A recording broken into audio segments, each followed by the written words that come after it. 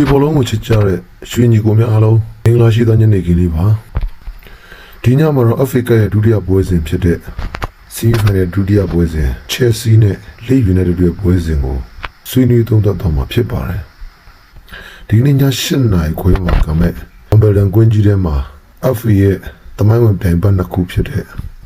ချယ်ဆီနဲ့လိဗ်ယူနိုက်တက်တို့ရဲ့ဘူလူပွဲကိုဘယ်သူတက်လမ်းမလဲဆိုတဲ့ထိတဲ့တွေးဆုံမှုကိုကျွန်တော်ကြည့်ရှုအောင်မှာဖြစ်ပါတယ်ချယ်ဆီတင်းနေတဲ့ဒီယာဒီမှာဇွန်ပြဆမှုကိုကြည့်မယ်ဆိုတော့တော်တော်လေးကိုအားနေတဲ့အသင်းလို့ပြောလို့ရတယ်နောက်ဆုံးရှစ်ပွဲမှာတပွဲပဲနိုင်ရရှိပြီးတော့ခုနှစ်ပွဲလုံးလုံးရှုံးထားတဲ့အသင်းဖြစ်ပါတယ်ဒါပေမဲ့လည်းချက်စီရဲ့ဒီယာဒီFAဖလာချီစွမ်းတွေကိုပြန်ကြည့်မယ်ဆိုရင်9-20လောက်ထိကိုတွင်းယူထားပြီးတော့တွင်းကိုအများဆုံးအသင်းလည်းဖြစ်ပါတယ်ဒါကြောင့်ဒီနေ့ပွဲစဉ်မှာချယ်ဆီနဲ့အနိုင်ရလဒ်ကိုပုံဆောင်သွားနိုင်တဲ့အနေအထားမျိုးတွေကိုလည်းမြင်တွေ့နေရတာဖြစ်ပါတယ်ဒီညနေရဲ့ကြီးတန်းရကြည့်မယ်ဆိုရင်တော့လေဘယ်85ရာအရှုံးပေါက်တဲ့ဆိုတဲ့ကြီးဟာလိဗ်ယူနိုက်တက်လို့အသင်းမျိုးအတွက်နဲ့ဆိုရင်ကြီးပြော့တယ်လို့ပြောလို့ရပါမယ်ချယ်ဆီရဲ့နောက်ဆုံးခြေသွမ်းနေနဲ့ပြန်ကြည့်မယ်ဆိုရင်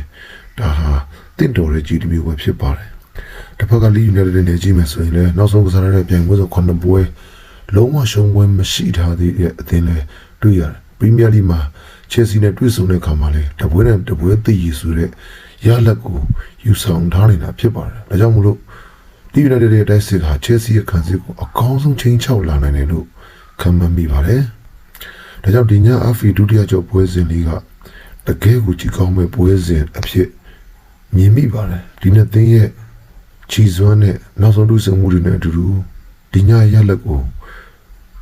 ဒီနေ့ AI ခံမှန်းချက်တွေ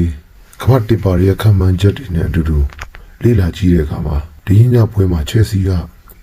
အနိုင်ရသွားနိုင်တယ်လို့အားလုံးကသတ်မှတ်ထားကြတာတွေ့ရတယ်။ကြီးတန်းရနေရင်ပြုံးနေပြီမဲ့တကယ်တော့ချယ်ဆီကိုပဲ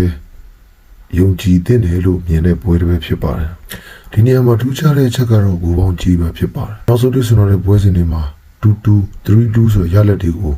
ပေါ်ဆောင်ထားတဲ့အသင်းနှစ်သင်းကဒီညမှာတော့တစ်လုံးအရှုံးသုံးလုံးဆိုရင်တေချာပေါ့အပြည့်ရမယ်ဆိုတော့ကိုပေါင်းကြီးတစ်ခုကိုဖွင့်လင့်ထားတာတွေ့ရပါတယ်တကယ်ကိုအန်ဒီများတဲ့ကြီးဖြစ်ပါတယ်ဒါကြောင့်ကျွန်တော်အနေနဲ့တော့ဒီညမှာချယ်ဆီဘော်ဒီနဲ့ကိုအောက်ပါကြိုက်တယ်ဆိုတော့တင်ပြပေးချင်ပါတယ်